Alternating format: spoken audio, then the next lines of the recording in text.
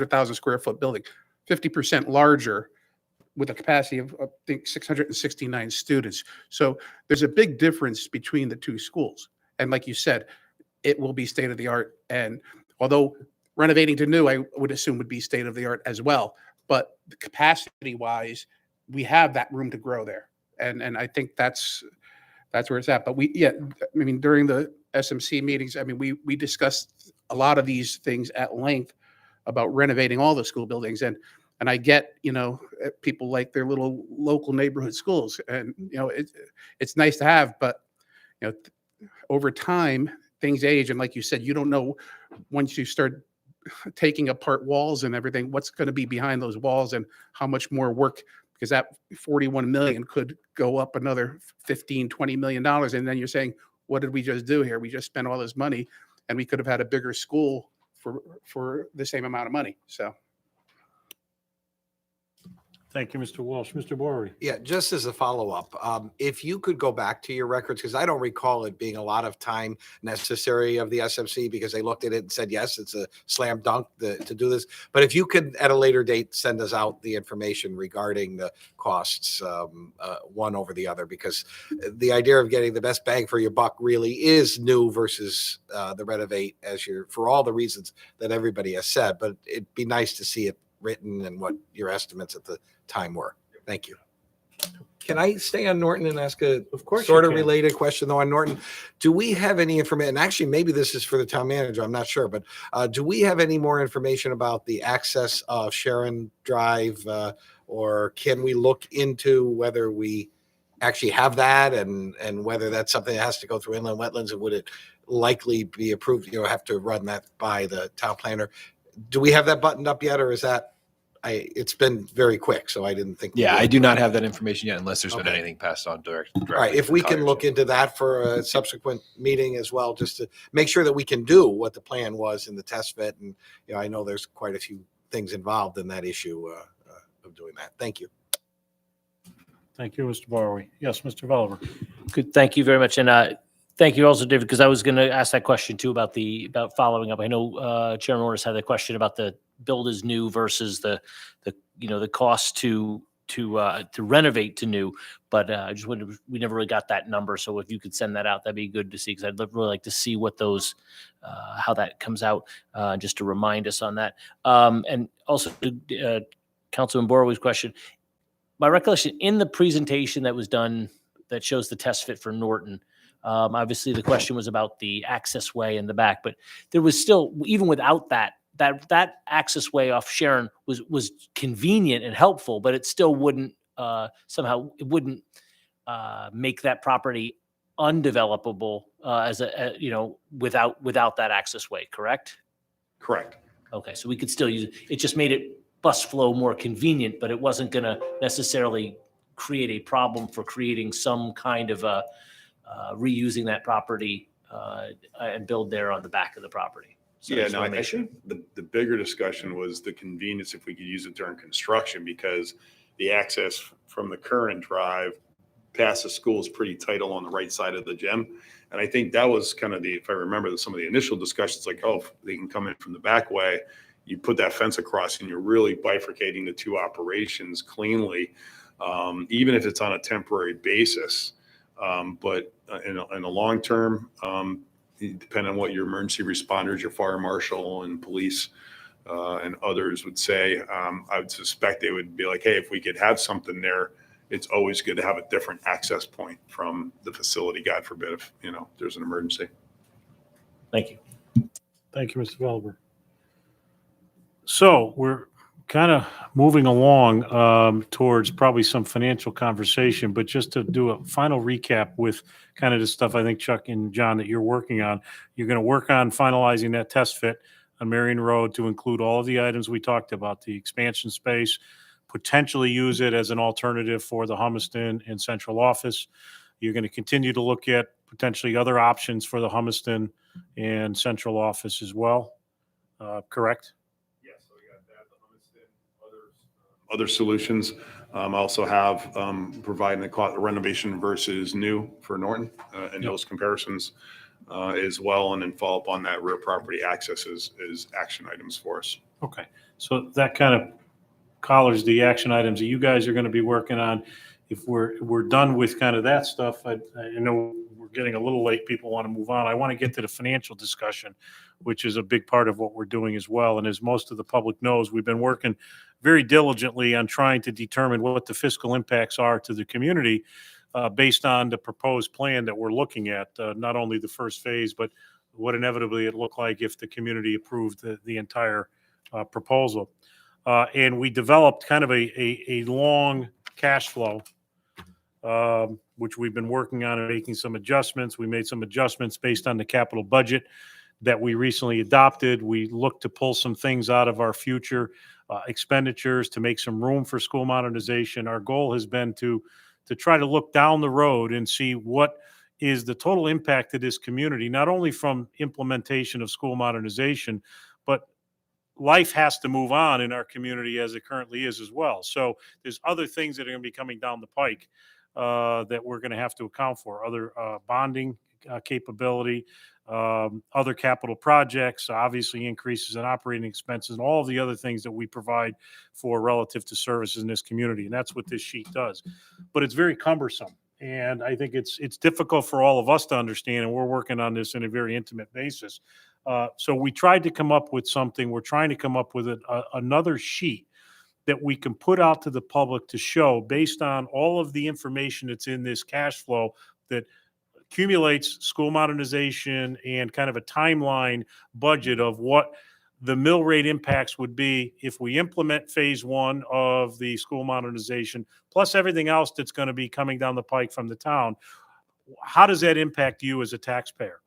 And so Sean and I talked a little bit about it, and Sean has developed with Jim Jascott kind of a new summary page, which would hopefully allow you all, the taxpayers, to plug into this. We can put it up on our website, plug into it, kind of what your home value or your home assessment is with your 2 cars or 3 cars or whatever you have. And you can determine what the impacts would be to you personally based on all the projections and assumptions we've made. So I may not be explaining it well, Sean. You can probably do a much better job. But the point I'm making here is we've got a very cumbersome sheet that we're working off of. We're trying to simplify it. And this new form that Sean's going to show us, which is a bit of a spreadsheet that the public can use, hopefully pulls all this together and makes it a little simpler for you to understand what will be the impact to you as a taxpayer based on your assessed values. So, Sean, with that, I'll turn it over to you. Thank you, Rob.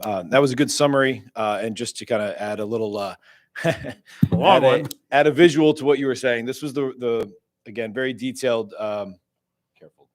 Sorry. Yeah. This was the detailed spreadsheet we reviewed at the last meeting. And again, a lot of good information there.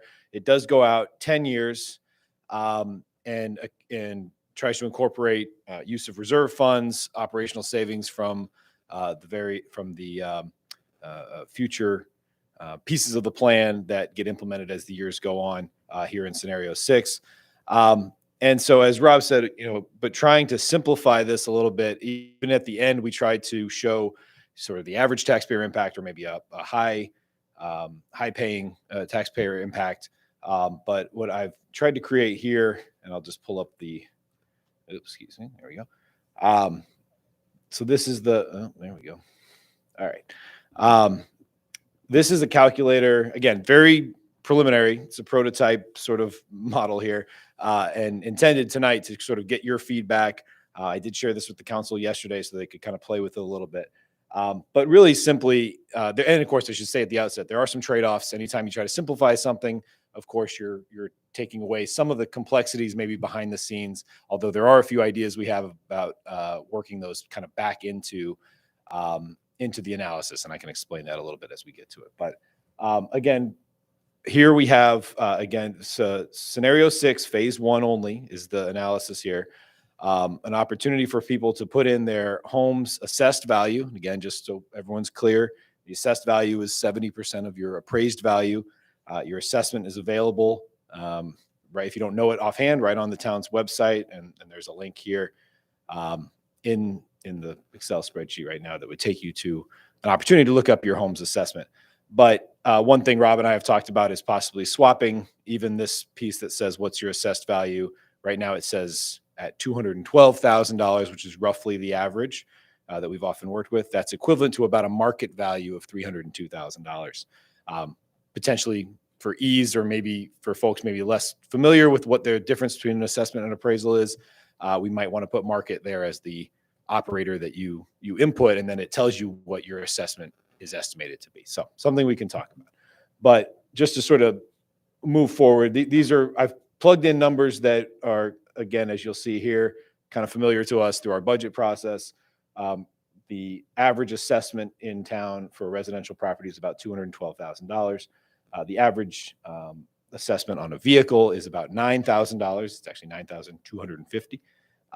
So 2 vehicles, which is probably typical in town, would be about $18,000 of assessment.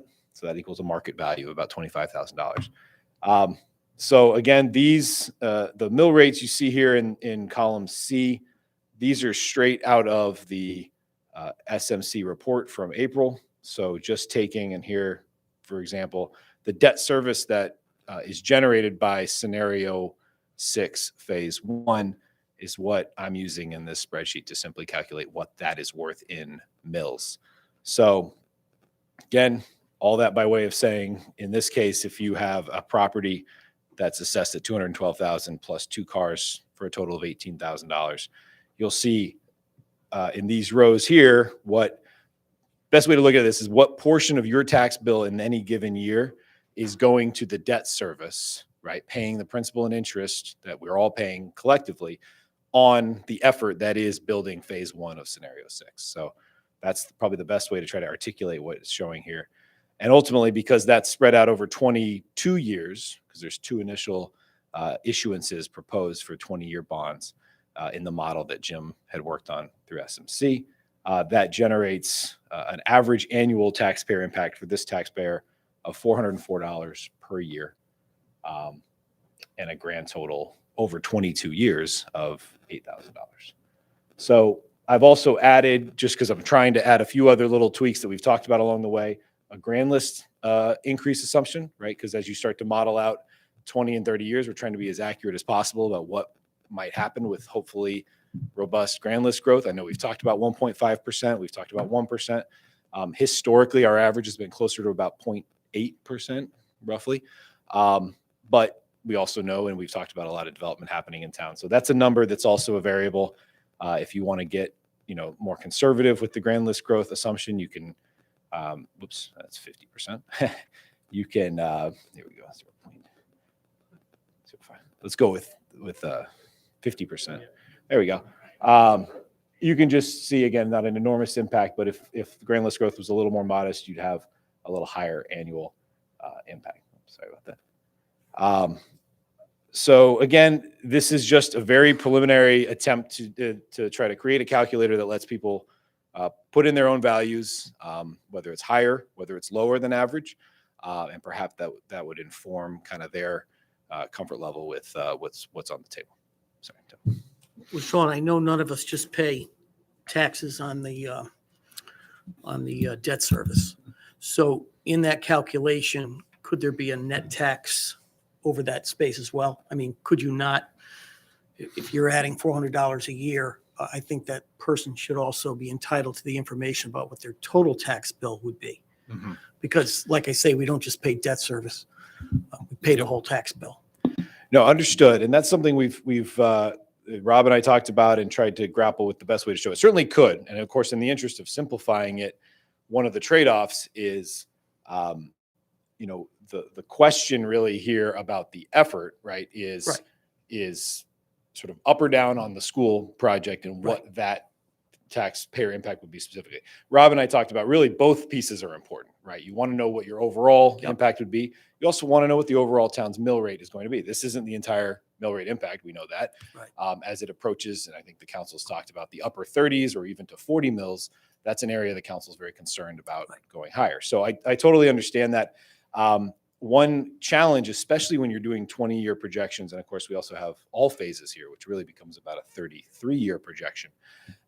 In order to do that accurately, you've also got to build in some assumptions about what your service levels are going to be. And I think it just gets a little harder to predict, frankly, 30 years out. Well, but if you did those it are over going a to be. 10-year model, I think that's probably reasonable for Sure. for people. And we could certainly add it. I think the question, it probably becomes a communication piece that we need to make sure it's clear when we're quoting a number that we're not saying, well, that's what the school project costs. That's what school project plus all other future Capital town services budgets. costs. Exactly. Right. And future debt, to your point. So Right.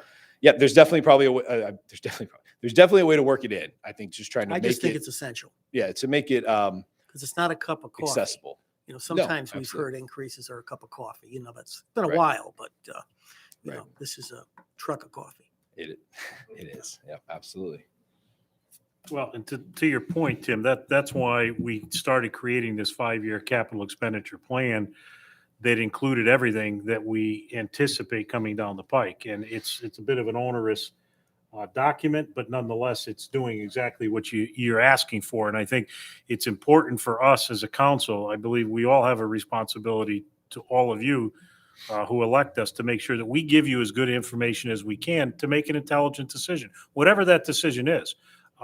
We all have individual opinions, but our job as a council is to make sure you have good information and you can make an intelligent decision.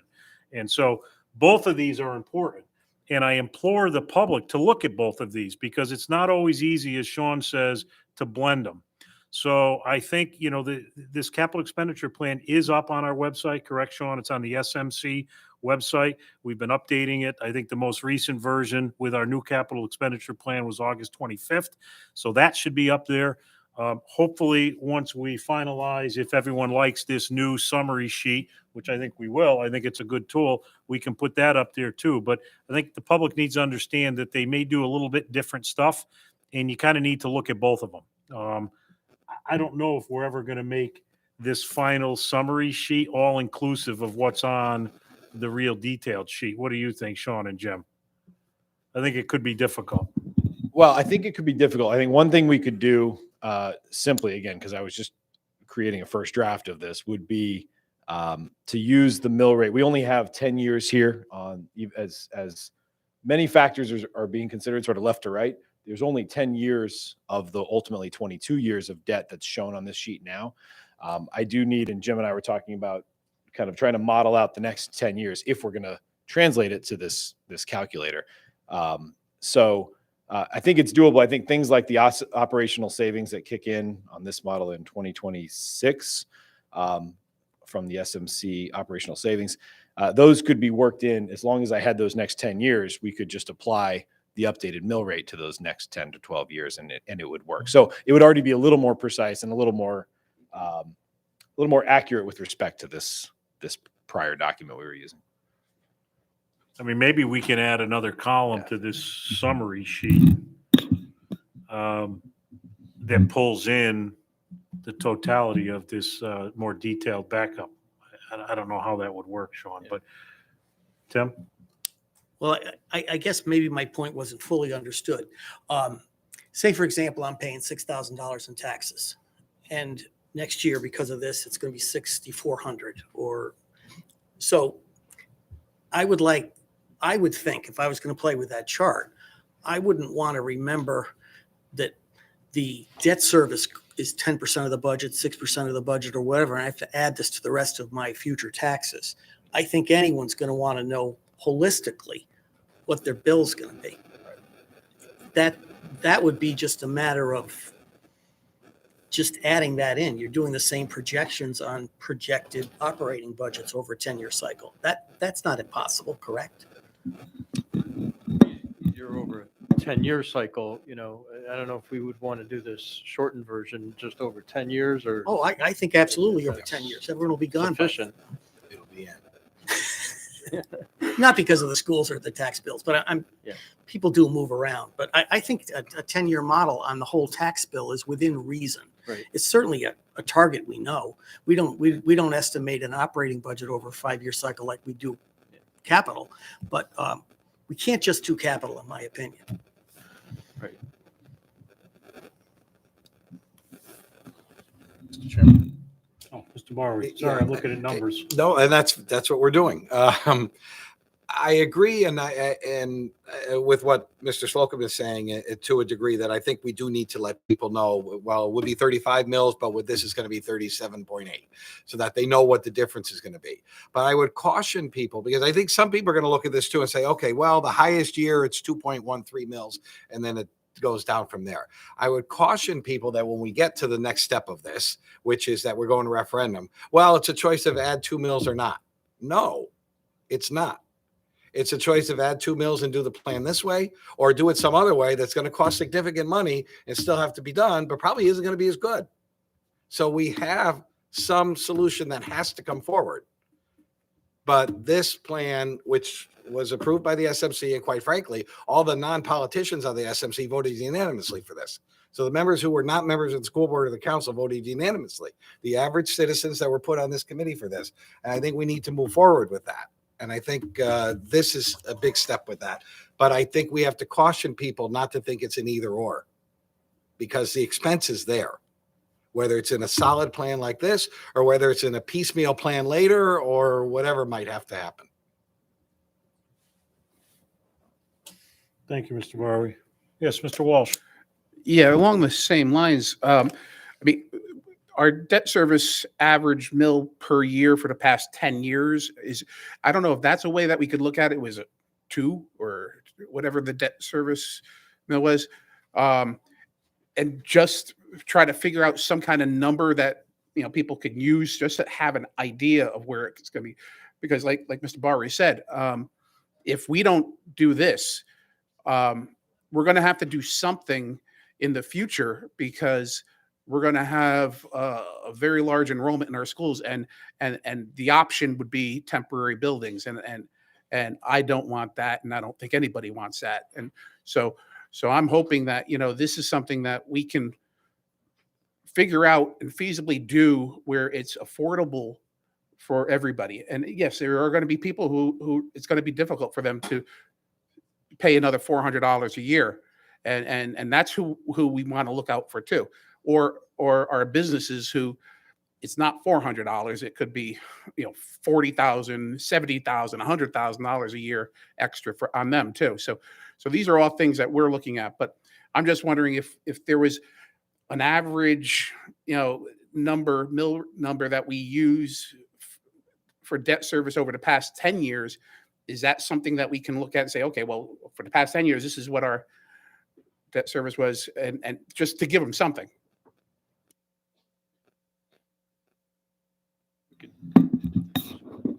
Yeah, we could certainly do that analysis. I think, as you recall from this, it's not an average over 10 years, but in our existing current budget, just for point of perspective, our mills, if you will, for the debt service portion of our budget is 2.76 mills. One thing I would caution, over the last 10 years, that's been supported by a lot of use of reserves and one-time funds, as we, again, phased in the treatment plant specifically. So, and I think I know this, I'm repeating what's in a lot of my budget presentations, that's going up either way. So while it's important, I think, to look back at the 10-year average, I think we do need to probably find a way to also work into the analysis the reality that even if no additional debt's added on, our debt service is really another $2 or $3 million higher than we've been budgeting for, because we've been using reserves. Well, that's, and I understand it. So if we say, okay, if we didn't use those reserves, what would have it been? Then I'd rather give them on the high end than on the low end, because if we give them on the low end and all of a sudden everybody's a lot higher, then I don't want to see that either. So I'd rather give them the worst case scenario almost than the best case scenario. But remember, folks, this is a bit of a crystal ball. Kind of getting back to the enrollment stuff, it just is what it is, and we're not going to be able to give perfect information, but we want to make sure that we're very diligent and transparent in everything we're doing, so that the public understands how we arrived to these assumptions. And whether you can determine whether our assumptions are right or not, we're trying to work with our experts. Obviously, I think we have one of the best finance departments in the state. Jim and his staff have steered us extremely well for many, many years. We've got a very strong school system with Dr. Solon and Mr. Massiana, who have been very intimately involved in this process. So we're trying to use all of their expertise as we develop these assumptions. But you know what? They're probably not going to pan out exactly the way we figured it. That's just the risk we run. But we want to make sure we give it the old college try. And that's what we're doing. So I think this next phase of this is going to be very helpful to the public.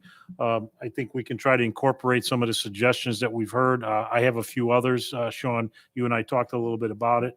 But I think the point is, let's develop this summary sheet, which I think will be another good tool for the public to be able to use a little more simplistically to kind of get some information that'll help them when they hopefully go into the ballot box and vote for this. I'm certainly hoping that we get there. Yes, Ms. Nichols. No, I want to just reinforce what Rob says. We're trying very hard to look at all the facts. And I will just put this down to maybe a more relatable process.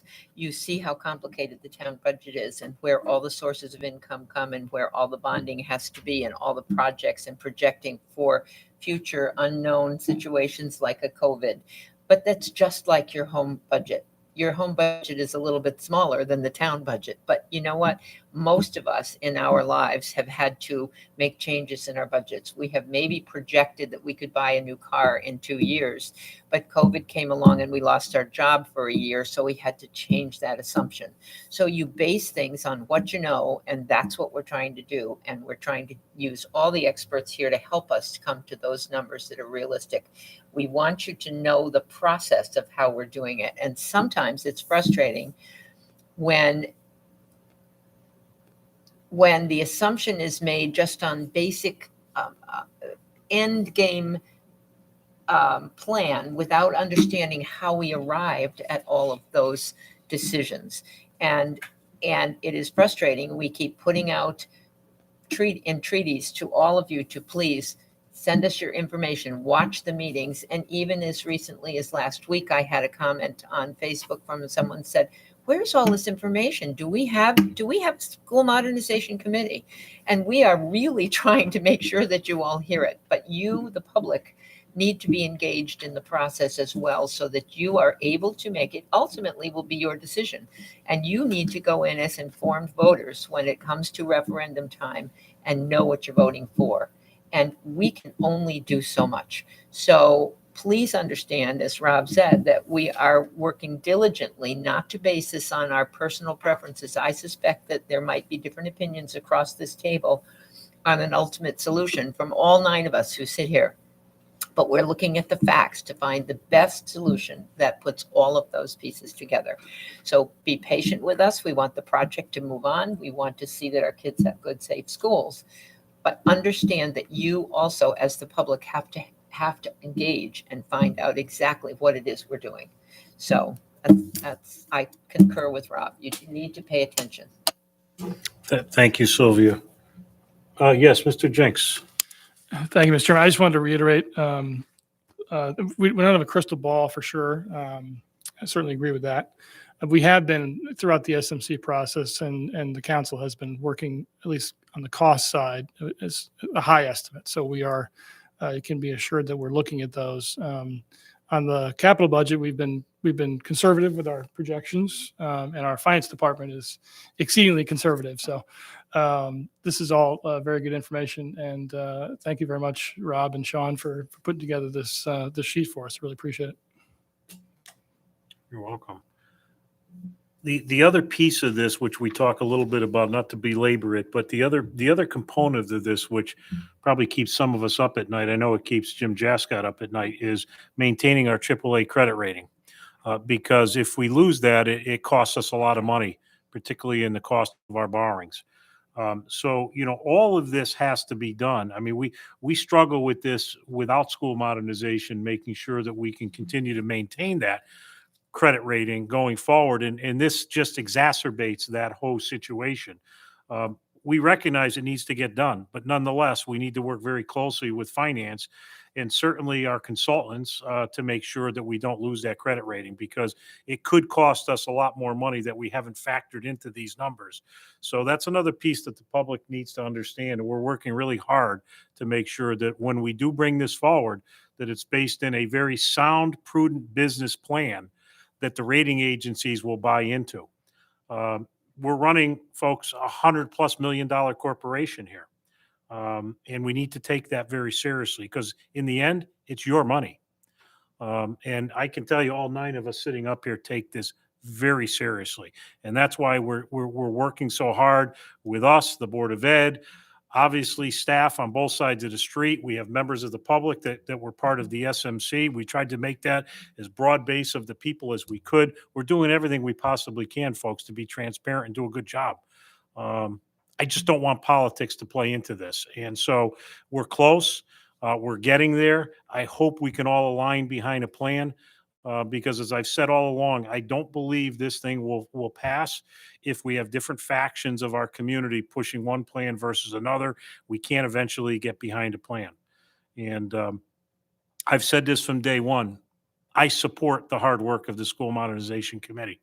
That was a very broad-based, diverse group of people across the aisles of the Republicans. There were a lot of unaffiliates in that group. There were Democrats, there were Republicans, and unaffiliated individuals. That was purposely done. And that group was unanimously selected by those that were involved in it. I was part of it, and so was the Democratic-led Board of Ed at the time. And it was unanimously supported, the people that were put on that committee at the time. So, you know, we're all working shoulder to shoulder to try to get something done, folks, and I think we're close. We need a little more time to kind of button it up, but I think we're close, and I hope we can unite behind something. So, Jim or Sean, is there anything else that we want to be talking about financially? I don't have anything on my agenda for finance. I think that's it from us. Okay. Anything else in the finance realm that any of the town council members here want to talk about, other than what we've already spoken about? Let me just look at my list and see if there is anything else that I think we should be talking about.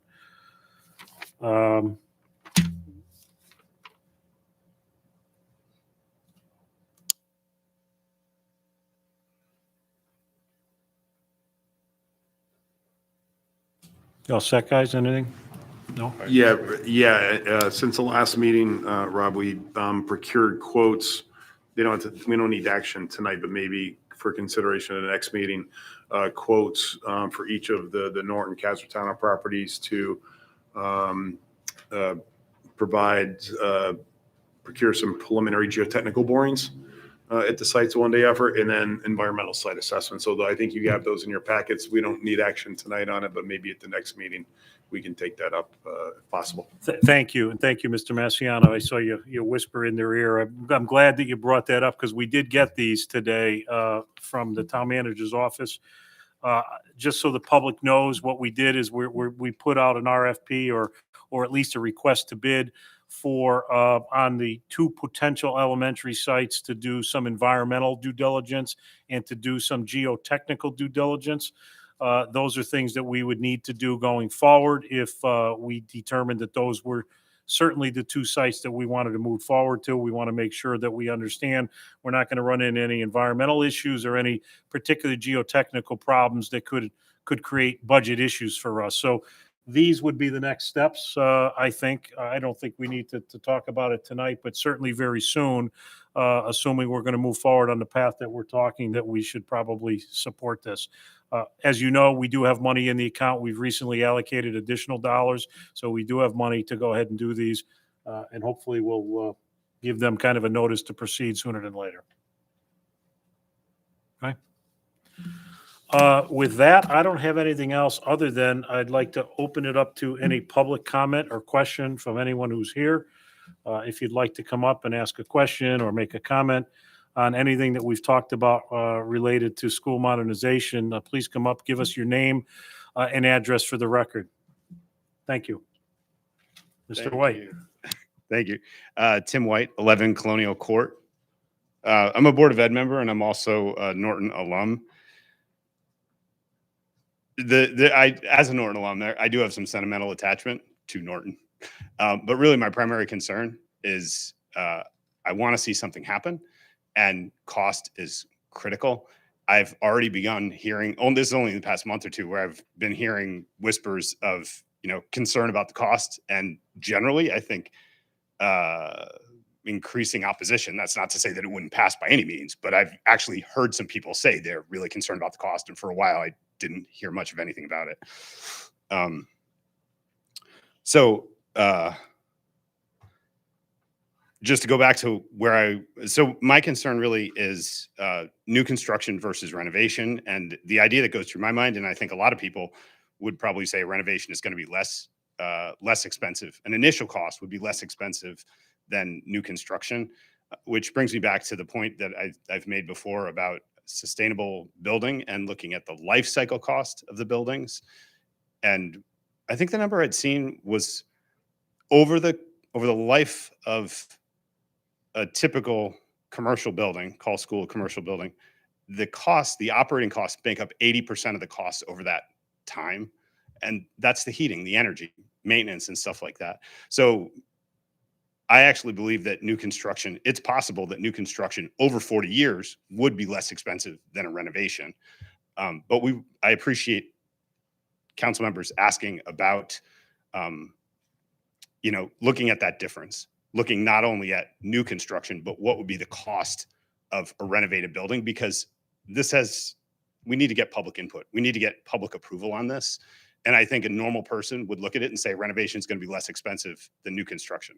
I think that's how most people or many people would look at it. And also with regard to the path that we're moving down, I agree with where you are, Mr. Chairman, which is we have a path, it's set out, and I don't want to see this get delayed a lot longer. It's taken many years, and I think we were elected to make decisions. So on my part, from a board perspective, I will be pushing for us to make the decision. And that's not to say that I don't want public input, but there is a point where we just need to take action. Thank you. Thank you, Mr. White. And I appreciate you bringing up the kind of renewable energy stuff. And I think that's a great point. And that's why we talked earlier about if you do renovation, you really have to do it to renovate as new in order to get the reimbursement from the state. And that increases the costs, obviously. So I think at the end of the day, when you look at them side by side, you probably won't find, and we're going to get the numbers because you guys are going to send them to us, but you probably won't see a huge difference financially in order to renovate to new. And I think you're going to end up with a much better product. But there are people in the community down in the South End, particularly, that are asking about that. And as we've said all along, our job is to answer your questions and give you good information. So that's why we've asked it. I personally am very much sold on the new school. Because I've walked that path already, but those that haven't deserve the information.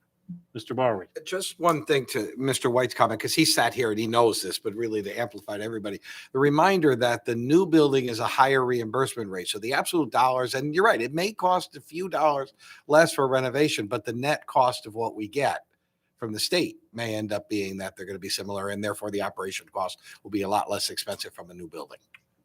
Mr. Barr, I apologize. I don't mean to contradict what you said, but just to be clear, the reimbursement rate for renovation is higher than new construction. But the cost of operating it is going to be significant. You're right, but the cost of operating it is going to be significant. I agree, and everything you said is accurate. I just want to be clear so the public understands that the reimbursement on renovation as new is a bit higher than building new construction.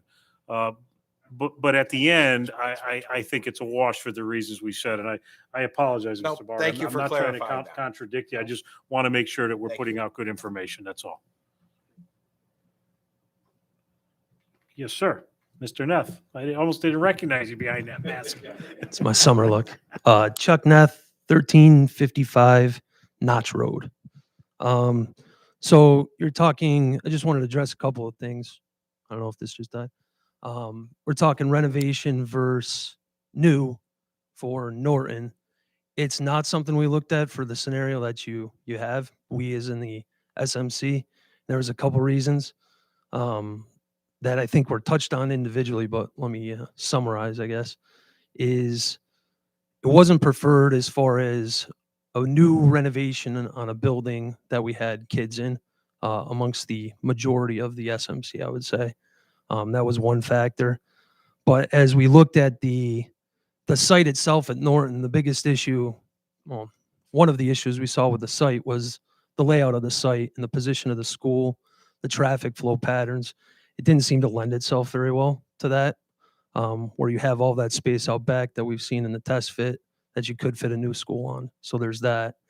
And then the third part is everything kind of goes together with the plan. Is you're not, it's apples and oranges if you're talking renovate as new there versus a new building, because the school size is increasing. You're going from right now, I want to say the enrollments in like the 420 range or thereabouts, and the high was 526 over that 8 years. And the new school that we're putting proposed for the south end was in like the 669 range. So there's not a whole lot of room to expand where you'd still have the school under construction, because the driveway cuts right through the playground in the school. So there's that. Another thing I wanted to address is at the last meeting, there was a suggestion that, well, you could just do one of the new school buildings and, sometime later do the other one. That's not really the case either. They both kind of go hand in hand in the plan. And that has to do with, again, the enrollment projections and how you're going to redistrict the town. So you don't want to redistrict multiple times. That kind of upsets all sorts of families, different locations in town. So, I mean, they go hand in hand. We need to do both schools to address the enrollment projections that we have.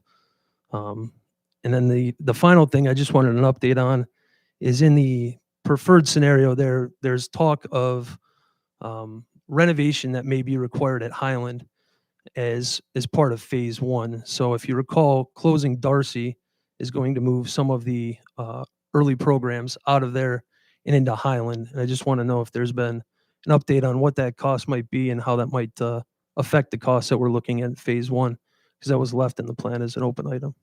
That's all. Thank you, Mr. Ness.